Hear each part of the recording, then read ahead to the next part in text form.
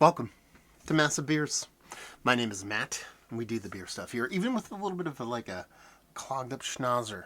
I've had this kind of head cold thing for about a month now. I'm not sick, just congestion, but the beer stuffs must go on. We'll power through it. Maybe the nose won't be as vibrant, but we'll still see what's what. Alternate ending beer company. This is Goodnight Sweet Prince. This is the Tmavé Pivo, I believe, that I would assume would be silent, which is Italian Pils, I believe, double decocted Foder lager. So it looks like an Italian Pils double decocted and aged in a Foder, which is pretty darn cool. 5.2% alcohol by volume. And as you can see, you have a little Lebowski thing going on there. A little bit of,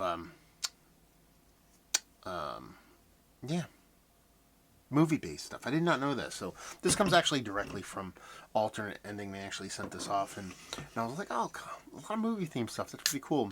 And then Justin from there is like, hey, man, just so you know. He's like, because I haven't been in their spot yet. Okay, dark lager. I did not expect that. I haven't been in a spot yet. It's actually an old movie theater, and a lot of their stuff is very much movie-themed, which kind of makes sense. They do a movie night, and I kind of yammered on about how they're going to have True Romance on and stuff, so I kind of dig it. Label-wise, it's cool. Give me some golden blue. I'll be a fan. And as far as that beers go, beer. It's singular, not S. Beer goes. I mean, it's a soft little, subtly hazy. It's not hazy, but it's not completely dropped out. Kind of brown look. It almost looks like a standard porter in color more than anything else, because that head itself has this super creaminess to it. So it looks more like kind of like a light porter, dark shilling ale, with this beautiful brown kind of color, that kind of just off white kind of head. Yeah, let's get my swirl game is off. Come on. I'm rocking it. We're gonna get a nose anyway. Malt, man. As you'd expect with something of this color, it really is screaming this big, rich, biscuity kind of maltiness with a toastiness to it, a subtle kind of brown sugar element to it. Very much comes off more like a dark shilling ale, a beefier shilling ale, something like a lighter porter. That's really what I'm getting here. Rich malts, almost subtle, sweet, slightly chocolatey malts. And what smells like kind of a little bit of an itty-bitty desserty kind of beer in a very, very fun way. Let's dive in. Cheers, y'all.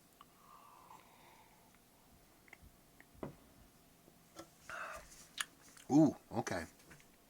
Definitely beefed up the bittering here. It didn't really get much as far as a perceptual kind of cue or a tip-off of bittering on the nose, but it's definitely there in the taste.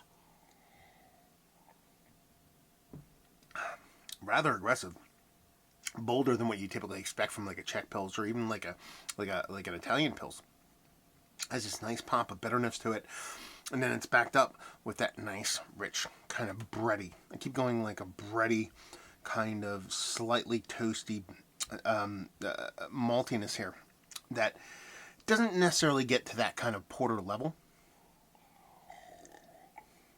But you can see the kind of the backbone, the DNA of it being in there. It's really a cool beer because it is playing so heavily on the malt bill here, but it just wows with this kind of big pop of bitterness that you're kind of like throwing a bit to the side because it's not typically something you have, especially in the darker beers like this. That bittering is pretty much a reserved for those beers I keep mentioning, that Czech Pils, those kind of Italian Pils, which it is, but when you throw the dark side of things in here, it definitely has this rich maltiness, stops short of being a porter, so the beer doesn't necessarily get into that kind of Cascadian dark kind of level, but it's a fun mixture. And it really, really plays off each other well, that sweetness and that bitterness. And a really nice, kind of like, just stopping short of silky kind of mouthfeel. This is a really fun beer. Drinker. Man, I could drink like 4 or 5 pints of these if I was at the brewery. It just comes off as just, honestly, just like a nice... I mean, it's not like this is the first time someone's done a beer like this, but you see them so few and far between, especially in the lager level. Your Cascadian Dark Ale's not going to come off as snappy and as a quick finishing as this, as that lager yeast tends to help it. in that sense, but it just comes off as a really fun, kind of like low ABV, aggressive, showy beer. It's very much very showy. I said it. There, I'll say it again 45 times. In a very drinkable way. This beer can be part of the conversation, or it can be the conversation. Those are kind of some of the funner beers in my books when they can pull that off, where they're just, there's interesting enough and cool enough to where you want to sit down and actually talk about it. But if you want to sit at belly up to a bar, watch a movie, do those kind of things, and just have this be the beer of choice that you want to drink a few of, being that it's almost sub 5%, you're talking about getting towards session level, it's up there too. It'd be fun to kind of bounce back and forth between this and a lighter version of this, and just see how that interplay between that darker malt in this beer and the hops, and the lighter kind of like Pilsner malt and hops, and see that kind of back and forth would be a really fun side by side. But all in all, it's very fun stuff, very tasty stuff, and thank you very much for sending this off, Justin. Very cool. The first out of the box that I did from Alternate Ending. Yeah, go check out the unboxing. And like I said, I got quite a few more from them coming in the shoot. So, yeah. First one down out of the box. I've had this up before. We have a winner. So, yeah. Is it one of the better dark hoppy lagers that I've had as of late? It would default to the top because I don't remember how many of those I've had. Is it one of the better... I don't even know where to put it. Is it one of the better lagers I've had? It's like, yes. The Mount Rushmore status... It's worthy. I mean, up there are some that might beat this out, but, especially if you start to whittle down, like, dark lagers, definitely.